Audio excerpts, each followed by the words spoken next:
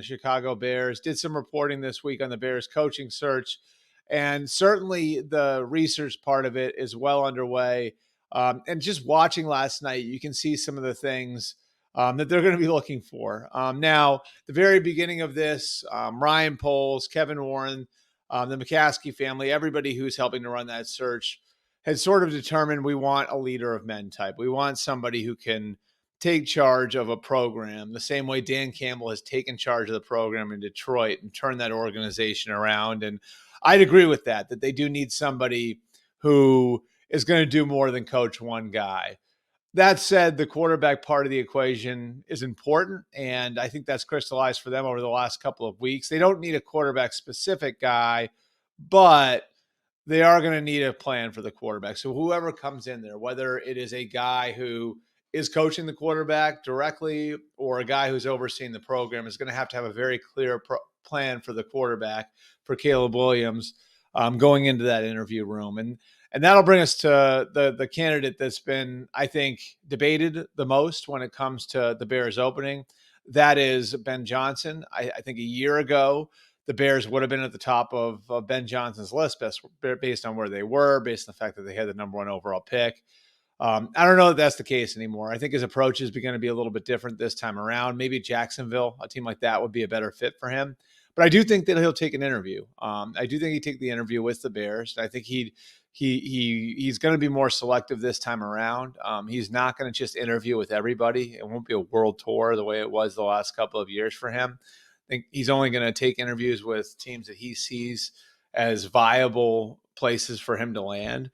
So I think the Bears will get an interview, but what his criteria has been for accepting a job will remain the same. And that's number 1. He wants alignment with the general manager. That's going to be really important to him. So how he vibes with Ryan Poles in that room will be important. And then number 2, he's going to want an ownership group that's going to be willing to recognize and fix its mistakes. And obviously the Bears have made a lot of mistakes over the last decade and a half. It's been 14 years since they last won a playoff game. So that's Ben Johnson. Again, I don't think there's any top of the list right now. So I don't think Ben Johnson is the top of the Bears list, but I do think he will be on their list. And I do think he will take an interview with them. And I think he's in a bucket of candidates that they really like after doing their research.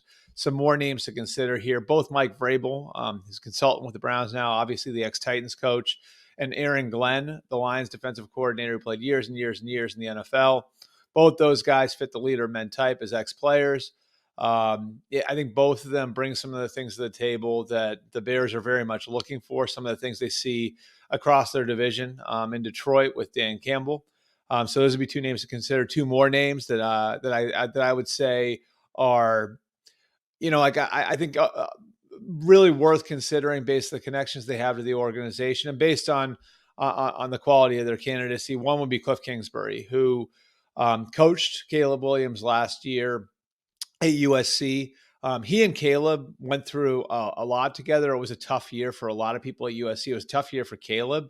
And they came out of that with a pretty good relationship. And I think Cliff, based on what he's done with Jaden Daniels in Washington, would really appeal to the Bears for that reason. He also has a lot of head coaching experience. He's a former player himself. Coached, obviously, with the Arizona Cardinals, was the head coach at Texas Tech before then. And then Brian Flores is another name. He's an ex-college teammate of general manager Ryan Poles. And I think he's learned a lot. Now, there'll be questions, of course, as to the way things went with Tua Tagovailoa in Miami. I think he has answers to those questions. And I think Flo is going to do a lot better the second time around, and he would fit the leader of men type as well.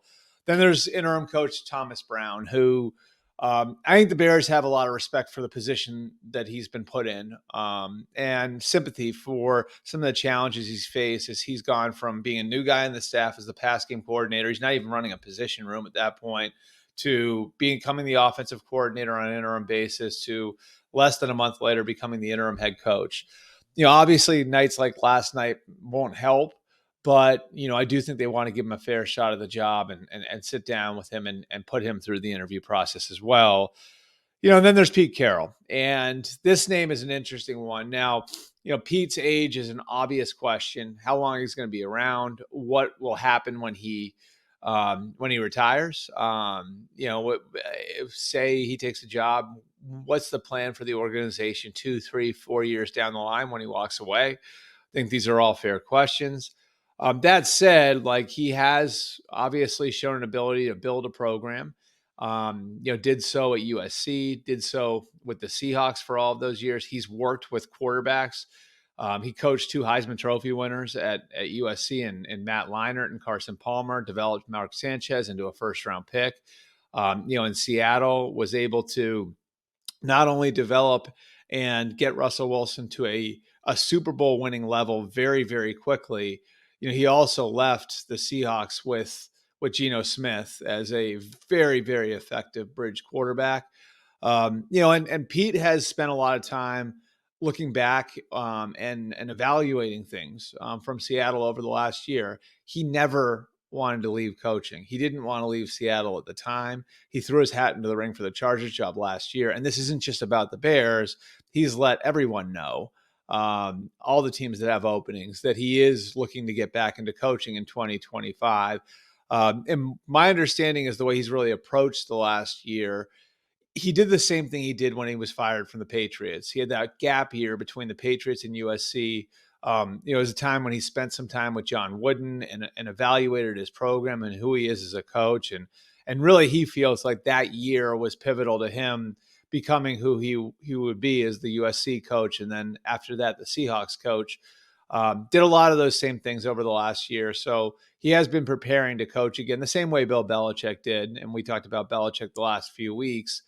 In 2025. We'll see whether or not he gets that shot, but he'd be another name to consider. And I am told that the Bears are interested in sitting down and talking with him. We are just a week and a half away from the Bears pushing the button and getting going on that, on their head coaching search, and actually being able now to go from the research phase to sitting down